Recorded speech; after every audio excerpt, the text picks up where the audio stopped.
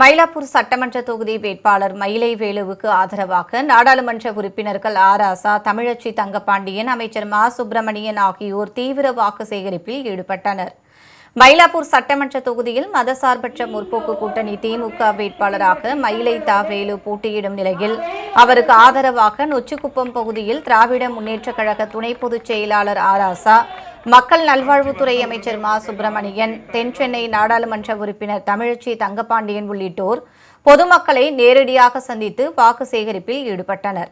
இந்த பரப்புரை கூட்டத்தில் மதசார்பற்ற முற்போக்கு கூட்டணி நிர்வாகிகள், உறுப்பினர்கள் என 50க்கும் மேற்பட்டோர் மேளதாளங்களுடன் பரப்புரையில் ஈடுபட்டனர். இந்த தொகுதியில நிறைய மீனவர் குடியிருப்புகள் இருக்கிறதால நம்முடைய வேலு அவர்கள் இங்கே புதிய குடியிருப்புகள் கட்டும் போதும் அல்லது இப்போ கட்ட வேண்டிய அந்த இடம் இருக்குது, அந்த டுமிங்குப்பம் மாதிரியான அந்த இடத்துல புதுசாக கட்டுறதுக்குமே அவர் எடுத்துக்கிற முயற்சிக்கு அளவே இருக்காது. அந்த அளவுக்கு கடுமையாக கஷ்டப்பட்டு எடுத்துருக்கிறார். அவர் சார்பில் நாங்கள் அவர் உறுதி சொல்கிறோம்.